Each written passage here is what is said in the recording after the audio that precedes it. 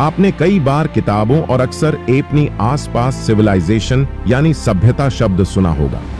हम सब ने अभी तक मानव सभ्यताओं के बारे में पढ़ा है, जैसे पुरापाषाण युग, नवपाषाण युग, ताम्रपाषाण युग, कांस्य युग और सिंधु घाटी सभ्यता आदि। इन सभ्यताओं के विकास के क्रम में बांटा गया है, जैसे वो क्या खाते थे, क्या पहनते थे, कैसे रहते थे। यही मानव के विकास का क्रम था। मानव विकास में आज हम आधुनिकतम हैं, क्योंकि हम अपने से पिछली जनरेशन के मुकाबले बहुत सारी खोज कर चुके हैं, रहने खाने के नए जुगाड़ ढूंढ चुके हैं, मानव चंद्रमा पर कदम रख चुके हैं और मंगल ग्रह पर पहुंचने की तैयारी है। मानव निर्मित अंतरिक्ष यान सौर मंडल की परिधि को पार कर ब्रह्मांड के रहस्यों को खोजने के लिए अग्रसर है। मानव ने ऊर्जा प्राप्त करने के नए तरीके ढूंढे, जैसे पेट्रोलियम, सौर ऊर्जा, पवन ऊर्जा और परमाणु ऊर्जा। यह है मानव के विकास का क्रम। और भविष्य में मानव और कितना विकास करेगा, इसके बारे में बहुत सी परिकल्पनाएं हैं। लेकिन अगर हम मानव विकास के क्रम को अलग हटके हम संपूर्ण ब्रह्मांड में विकास की बात करें, तो इसके लिए हमारे वैज्ञानिकों ने बहुत सारी रिसर्च की।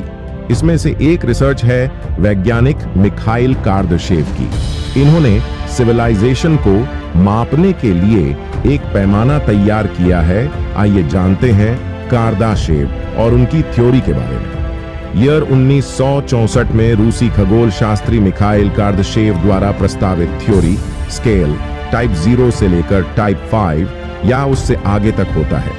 प्रत्येक स्केल की सिविलाइजेशन ऊर्जा खपत और तकनीकी क्षमताओं में वृद्धि का प्रतिनिधित्व करता है। टाइप 0 सिविलाइजेशन समकालीन मानव सभ्यता के बराबर है।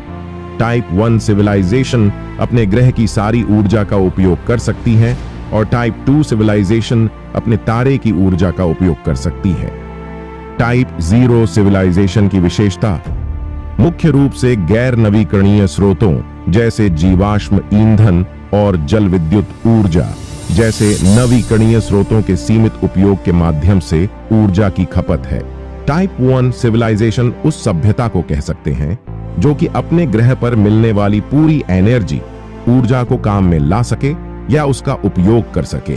टाइप 1 सभ्यता सौर, पवन, भूतापीय और ज्वारीय ऊर्जा सहित अपने ग्रह की सभी ऊर्जा का उपयोग कर सकती है और टेराफॉर्मिंग और जलवायु नियंत्रण जैसी प्रौद्योगिकी के माध्यम से अपने पर्यावरण में हेरफेर कर सकती है।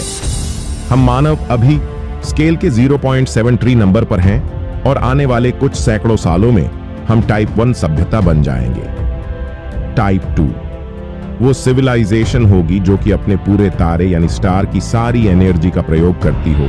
स्टार से जितनी भी एनर्जी मिलती है वह सभ्यता उस पूरी एनर्जी से अपनी मांगों और जरूरतों को पूरी करती है। फिलहाल ये हमें बहुत अजीब लगे, पर हम तारों की पूरी एनर्जी डायसन स्फीयर जैसे कॉन्सेप्ट से ले सकते हैं। इसमें हम पूरे स्टार को एक स्फीयर के अंदर ढक देंगे।